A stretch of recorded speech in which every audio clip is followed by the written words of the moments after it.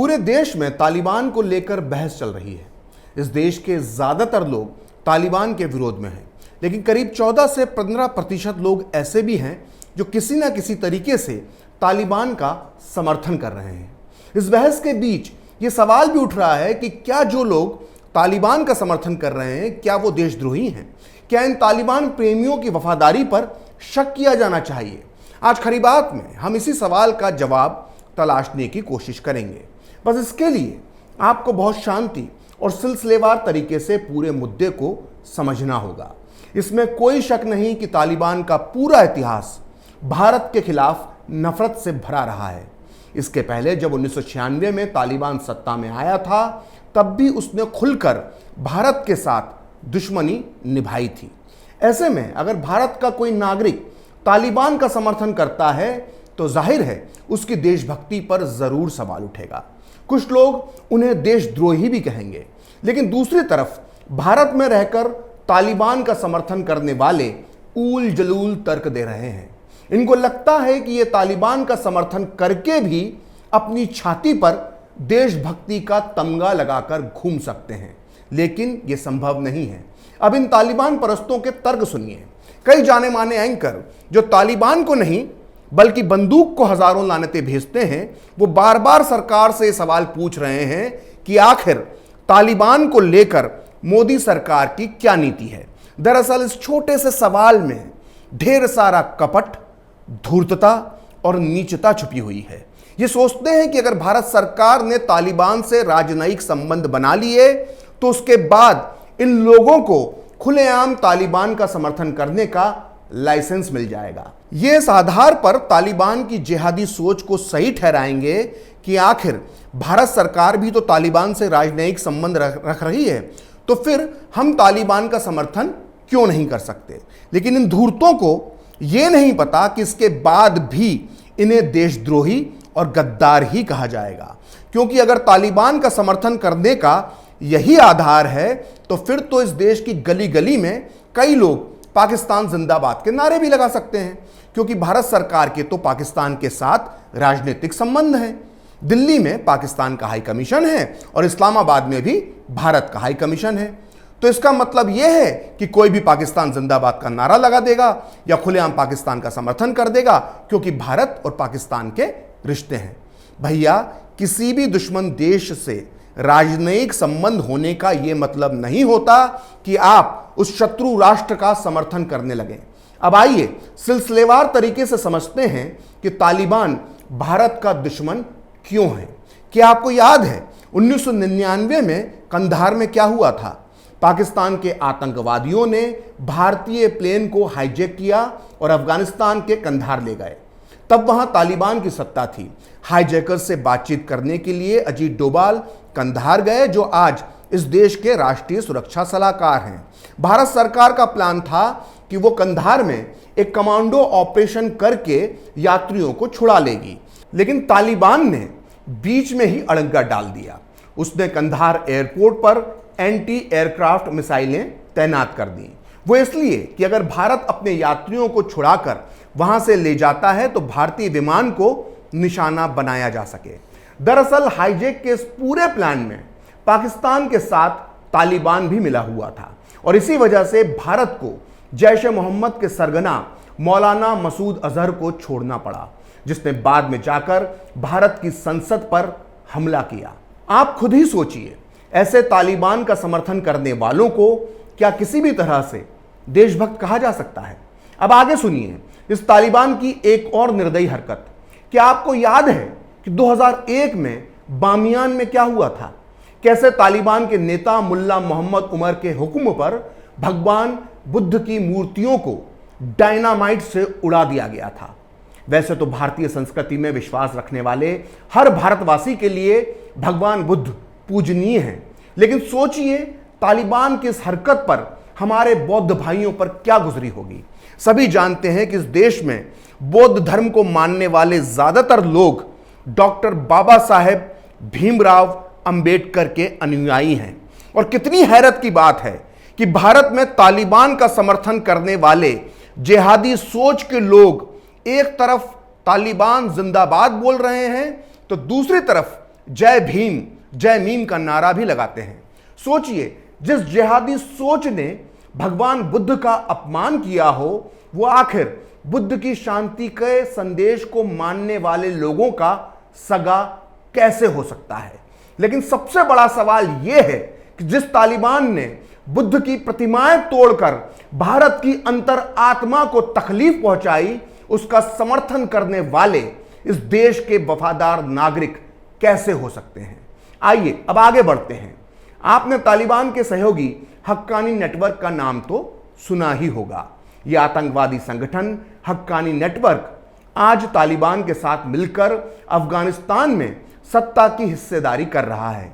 क्या आपको पता है कि इसी हक्कानी नेटवर्क के तालिबानी आतंकवादियों ने 7 जुलाई 2008 को काबुल में भारतीय दूतावास पर खूनी हमला बोला था। यहां हुए कार ब्लास्ट में 6 भारतीयों समेत 58 लोगों की मौत हुई थी, जबकि 100 से ज्यादा लोग बुरी तरह से घायल हो गए थे, जिनमें कई भारतीय भी थे। लेकिन हक्कानी नेटवर्क और तालिबान के इस खूनी गठजोड़ का यह इकलौता पाप नहीं था। तालिबान और हक्कानी नेटवर्क ने 2009 में काबुल में एक बार फिर भारतीय दूतावास को निशाना बनाया था और इस दूसरे आत्मघाती हमले में 17 लोगों की मौत हुई थी, जबकि 63 लोग घायल हो गए थे। अब आप ही बताइए, हिंदुस्तानियों की जान छीनने वाले ऐसे तालिबान का समर्थन करने वालों को क्या किसी भी एंगल से देशभक्त कहा जा सकता है? क्या आप जानते हैं कि भारतीय दूतावास पर यह हमले क्यों किए गए थे? दरअसल उस दौर में भारत ने तब अफगानिस्तान में 5,280 करोड़ रुपए के प्रोजेक्ट शुरू करने का वादा किया था। इसी के चलते पाकिस्तान की खुफिया एजेंसी ISI के इशारे पर तालिबान और हक्कानी नेटवर्क ने यह हमले करवाए थे। अब आप खुद सोचिए, जो तालिबान भारत के दुश्मन ISI के इशारे पर चलता हो, क्या उसका समर्थन करने वालों को देशभक्त कहा जा सकता है? भारत का छोटे से छोटा बच्चा भी यह जानता है कि पाकिस्तान हमारा दुश्मन देश है और यही पाकिस्तान तालिबान को सिर्फ इसलिए समर्थन देता है क्योंकि वो इसके जरिए भारत में आतंकवाद फैलाना चाहता है। यहां तक कि जब से तालिबान सत्ता में आया है, इमरान खान की सरकार कश्मीर पर कब्जे का भी ख्वाब देखने लगी है। इमरान खान की पार्टी PTI की प्रवक्ता नीलम इरशाद शेख ने एक न्यूज़ चैनल पर बैठकर यह दावा किया कि तालिबान ने कहा है कि हम पाकिस्तान के साथ आकर इंशाअल्लाह कश्मीर फतेह करके देंगे। तालिबान ने कहा है कि वो पाकिस्तान के साथ है, भारत ने हमारे टुकड़े किए हैं और हम फिर जुड़ जाएंगे। हमारी फौज के पास पावर है, हमारी सरकार के पास शक्ति है और तालिबान हमारा समर्थन कर रहा है। पाकिस्तान ने तालिबान का साथ दिया है और अब तालिबान पाकिस्तान का साथ देगा। सोचिए, जब से तालिबान सत्ता में आया है तो पाकिस्तान कश्मीर पर कब्जा करने का ख्वाब देखने लगा है। अब आप ही बताइए कि ऐसे तालिबान का समर्थन करने वालों को देशद्रोही नहीं कहा जाए तो और फिर क्या कहा जाए? सोचकर देखिए, क्या जो लोग तालिबान का समर्थन कर रहे हैं, क्या वो पाकिस्तान की साजिशों का समर्थन नहीं कर रहे?